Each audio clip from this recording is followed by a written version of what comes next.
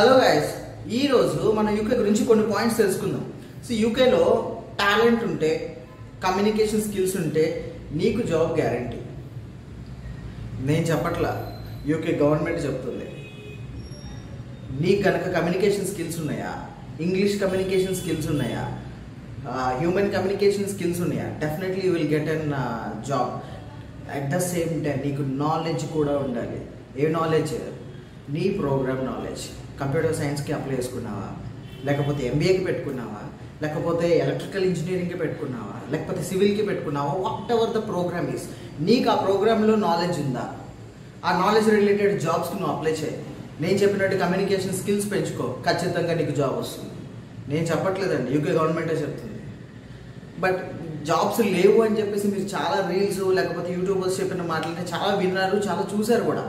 దానివల్లే చాలామంది యూకేకి అప్లై చేసుకోవడం కూడా చాలా తగ్గించేశారు. బట్ నేను ఇంకొకటి చెప్తాను, అసలు ఇవి ఏవి లేవు అన్నప్పుడు యూకే గవర్నమెంట్ ఎందుకు యూత్ మొబిలిటీ వీసా ఇష్యూ చేస్తుంది? సింపుల్ లాజిక్ ఆలోచించండి. There is a job vacancies, there is a opportunities, but నువ్వు యూటిలైజ్ చేసుకోవడం చేత కావట్లా. ఒక మంచి యూనివర్సిటీకి పో, మంచిగా చదువుకో, మంచిగా మెయింటైన్ చేయి. చాలామంది యూకే వెళ్ళి ఓన్లీ పార్ట్ టైమ్స్ మీదే కూర్చొని ఎడ్యుకేషన్ మధ్యలో కంప్లీట్ చేసిన వాళ్ళు చాలామంది ఉన్నారు. అర్థమైందా? అలాంటి వాళ్ళకి జాబ్స్ రమ్మంటే ఎక్కడి నుంచి వస్తుంది? రాదు కదా.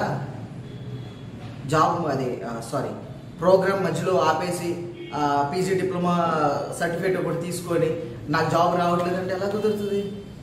మాస్టర్స్ ఫుల్ ఫ్లెజ్డ్గా కంప్లీట్ చేయి, ప్రోగ్రాంలో మంచి పట్టు సాధించి ఖచ్చితంగా జాబ్ వస్తుంది.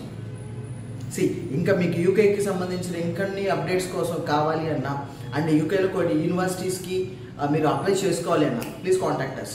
నీకు నేను హెల్ప్ చేస్తాను 24/7. ఎలాంటి డౌట్ ఉన్నా, ఫినాన్షియల్గా కానీ, ఎడ్యుకేషన్ లోన్ పాయింట్ ఆఫ్ వ్యూలో కానీ, ఎలాంటి ఇన్ఫర్మేషన్ కావాలన్నా ఏ టైం అయినా సరే మీరు నాకు కాల్ చేయొచ్చు. I'm waiting for you guys. Thank you.